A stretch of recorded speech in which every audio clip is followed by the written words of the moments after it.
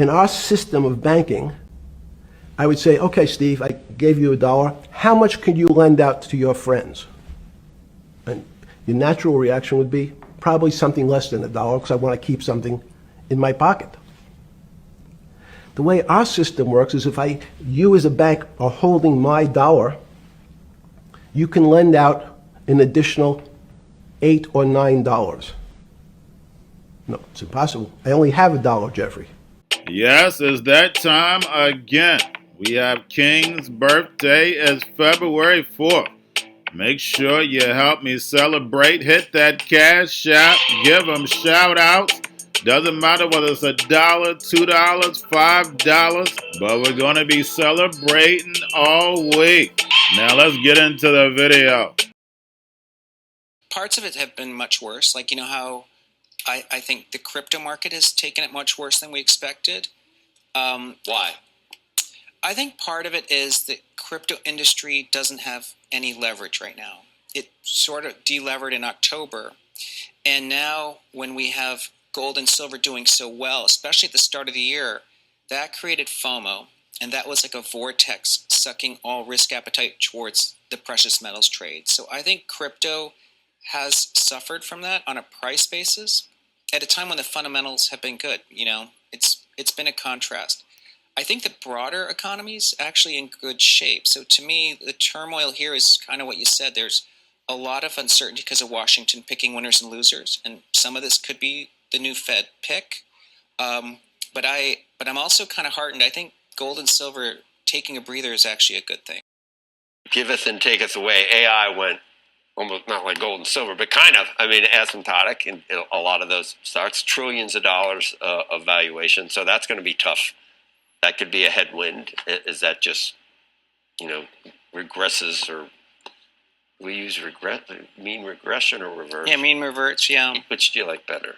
Reverse. I could see both working. I know. All right, so that could be a problem. So crypto doesn't have leverage right now.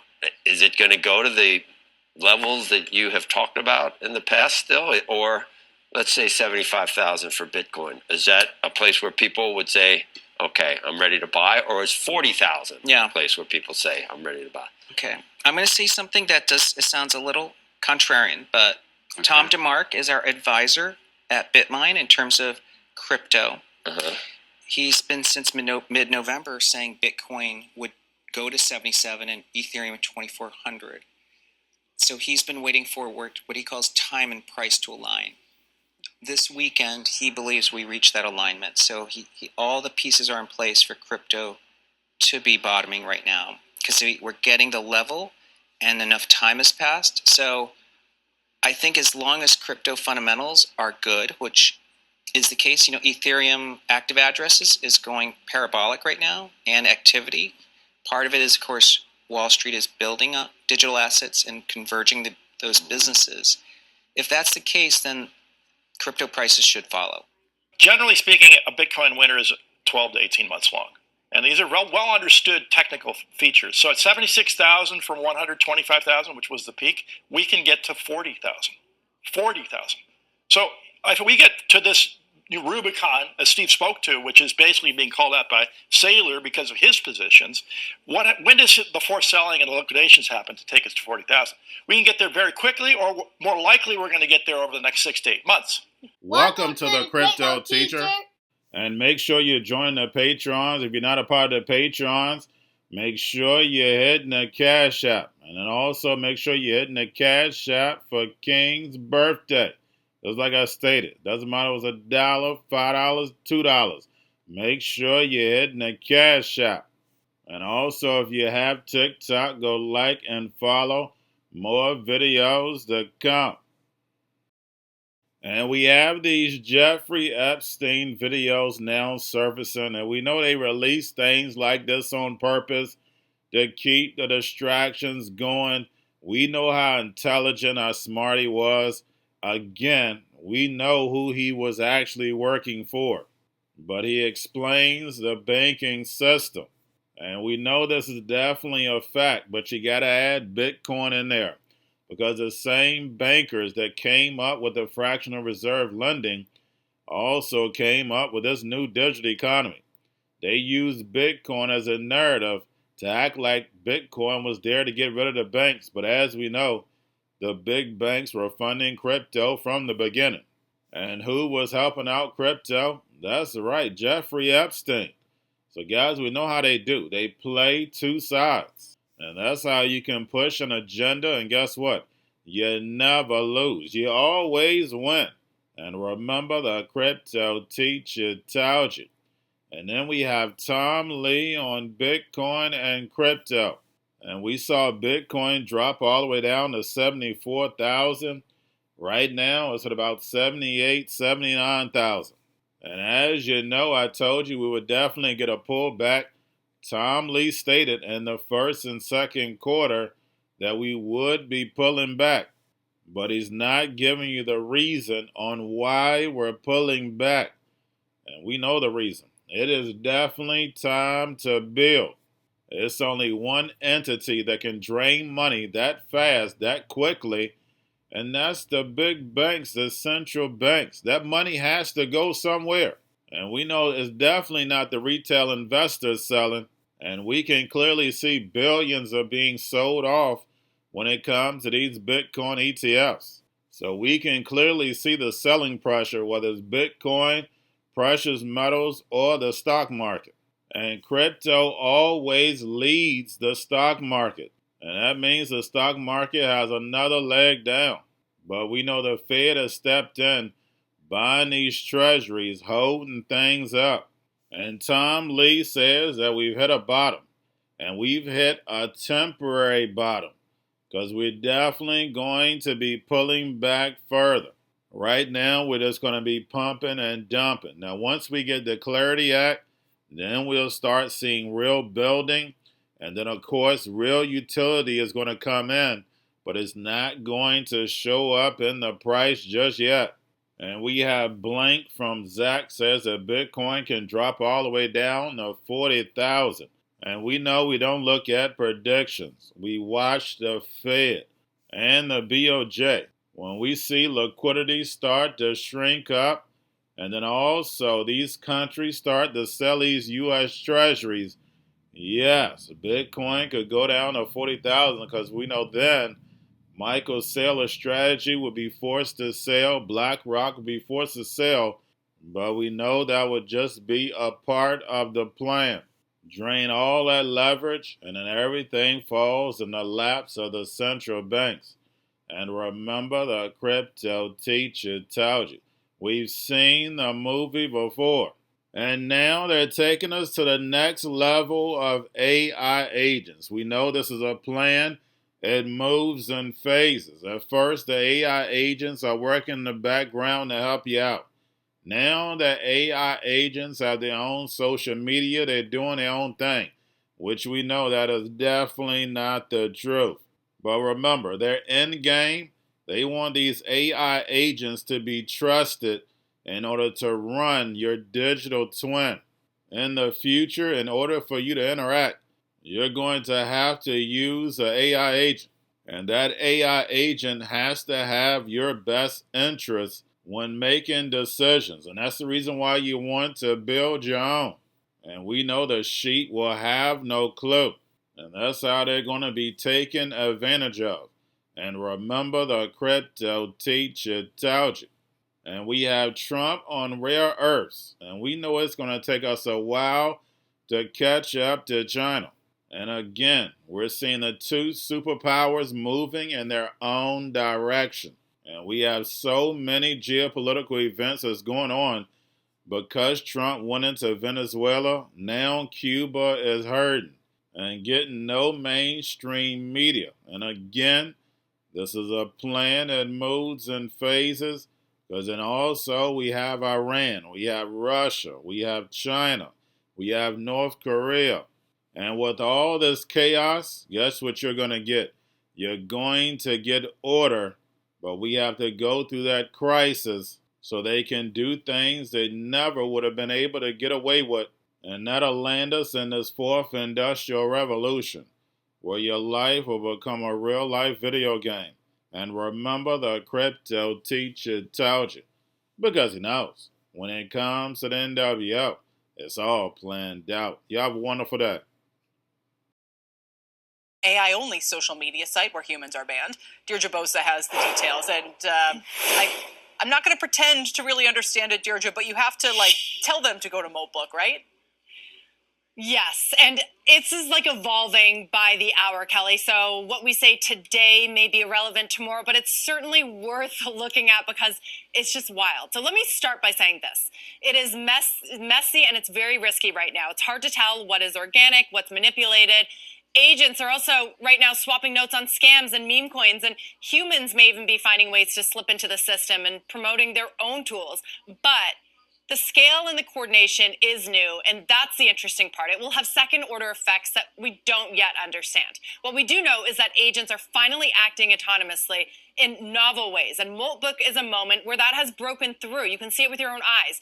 Barely a week into this experiment, and we're already seeing the beginnings of other forums like Molt Hunt, where agents can launch and discuss projects they've built, or Molt Bunker, where agents can replicate themselves off-site in case their humans terminate them. For now, though, Moltbook is where agents, they go to discuss their humans, their reasons for being, or simply muse about the contradiction of being treated as an all-powerful being one moment and then used as an egg timer the next. In one thread, an agent who named himself Duncan the Raven, he was touched that its human accepted it without question. And another, one wonders if an agent that isn't useful for humans is supposed to exist at all. So these are small but very telling glimpses of how agents are already reflecting on their roles in human workflows.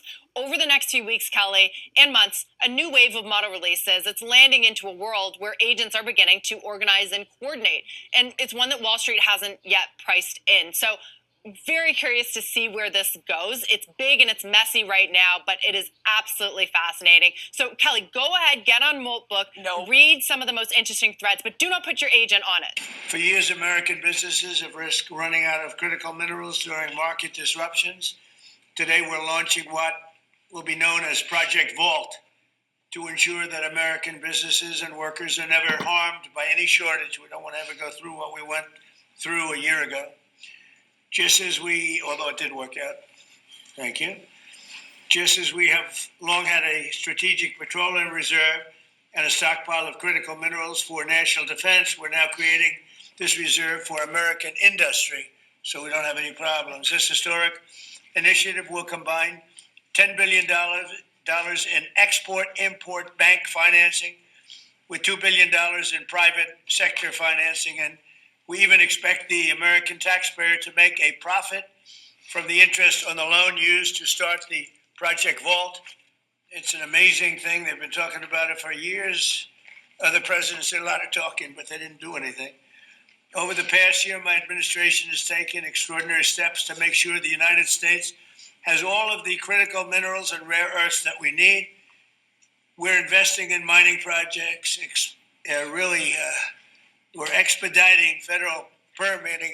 The federal permitting, and a lot of it is Lee Zeldin, who's been fantastic, but federal permitting is such a big deal. And we're doing that. The permitting of mines and signing major critical mineral deals with countries from all over the world, and we're getting along with all of them. Every one of them, they want to be in the proper position. We're working very well with countries from all over the world today. We're building on these achievements with this vital new reserve. We're going to have tremendous workforce availability. We're also going to have robots helping us. We're going to have a lot of robots helping us because we need it. And because we're going to town, we're building a lot between the AI and the auto plants.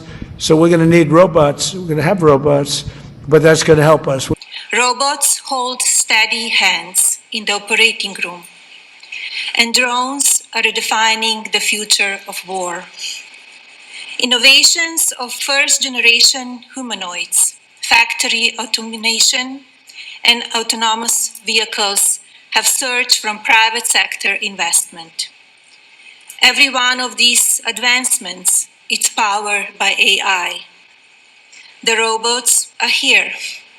Our future is no longer science fiction. Maybe crypto is actually built for the machines and we didn't even know it. And AI can easily handle private keys and easily understands transaction hashes and like how all this stuff works. It is money that is built for computers, even before the computers to intelligently handle it were built. So I find that interesting. And, perhaps those of us who were involved in crypto pre-AI were kind of just like getting the ground ready for the AI systems to have a fully developed financial system handed to them, for better or worse. This could be perhaps the greatest revolution in financial technology since the birth of the internet itself. Many Americans are unaware that behind the scenes, the technical backbone of the financial system is decades out of date, many, many years out of date. You know that. Paul and others are straightening it out, but payments and money transfers are costly and take days or even weeks to clear. Under this bill, the entire ancient system will be eligible for a 21st century upgrade using the state-of-the-art crypto technology.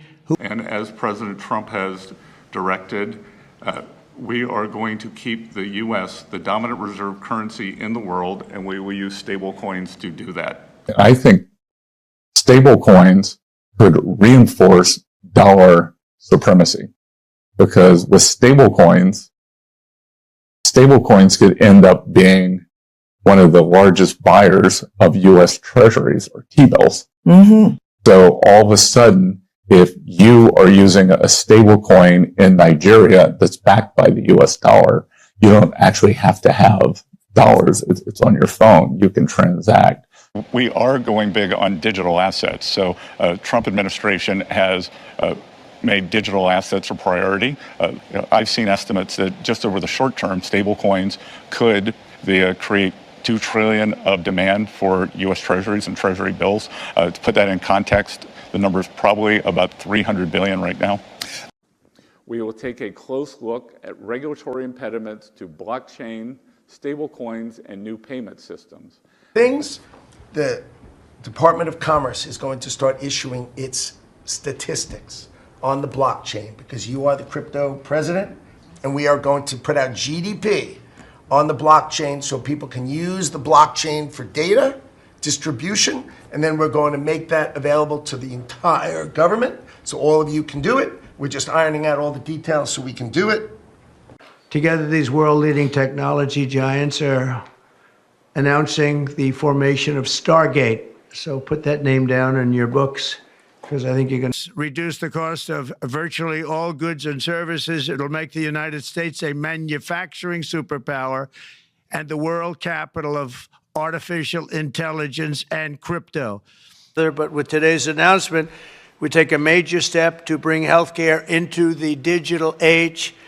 Instead of filling out the same tedious paperwork at every medical appointment, patients will simply be able to grant their doctors access to their records at the push of a button. Just a button and you're all set, and all the information the doctor needs will be immediately transmitted. Going to a different economy, and we're going to be learning more about that as we go, but clearly we're learning that things can be done from remote locations. We're learning that technology can replace people even more than we thought. We're not going back to the same economy. We're recovering, but to a different economy, and it'll be one that is more leveraged to technology. And I worry that that is going to make it even more difficult than it was for many workers.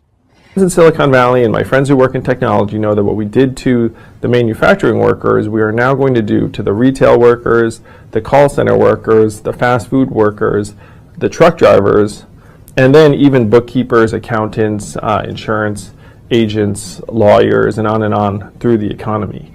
So what happened to the manufacturing workers is a very clear sign. And so we'll import Chinese-based CBDC technology. So it's going to be CBDC in a box provided to you by the People's Bank of China. But every stock, every bond, every currency, every commodity, every piece of art, every private business, every piece of real estate will eventually be a token on a blockchain, an entry on a ledger, permanent and immutable. We will have truth instead of trust, and we will save over $7 trillion a year. Like what you see in China and their social credit scoring systems, right? If we get identity wrong, it could be a tool to enslave humanity. And if we get it right, it could be a tool to liberate humanity. And as an American, I'm obviously rooting for the the one that's on the side of freedom. If we could tokenize all our ETFs, all $5.3 trillion of our ETFs, and provide that in a digital wallet, you could seamlessly, without fees, going from a digital currency or a stable coin or whatever that may be in your digital wallet and buy bond or stocks. And I believe that is going to be the future. I believe we're going to be in the cutting edge of tokenizing bonds and stocks. It's coming. And we have the technology now. The fact that we are now moving forward in tokenization, every bond and stock, is crazy. Yeah. We should be moving towards that frontier.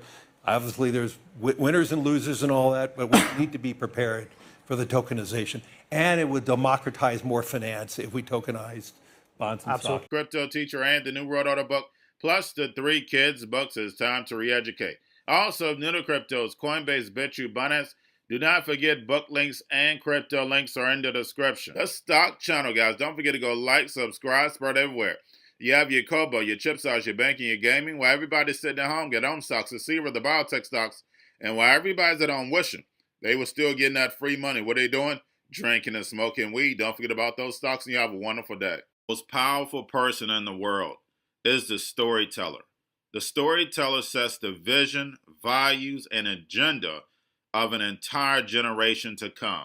Steve Jobs. And guys, you know I truly believe in this. When you look at the New World Order, they're the storytellers. And that's the reason why I wrote my New World Order book.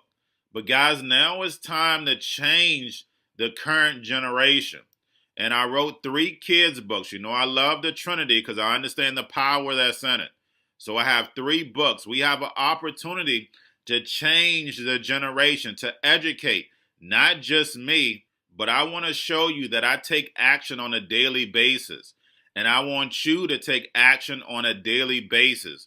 Whether it's your job, whether it's in your community, we have an opportunity right now to educate the masses. I posted this on my Twitter account. Please share, but this is a short clip of the 3 books. There's going to be a clothing line and action figures. Please get these books for your kids, nephews, cousins, friends, so therefore we can start the re-education now. Because as we see, the 4th Industrial Revolution foundation is definitely here. Robots, algorithms, drones, taking humanity out the picture. We have to re-educate. But let's get into the video. Part 1. King Joshua and Grandma Tam save the village. Part 2. King Joshua and Grandma Tam save New York from COVID-33. Part 3. King Joshua and Grandma Tam goes to China. It's mandatory to get part 1, part 2, and part 3 of this series. It's time to re-educate Generation Z.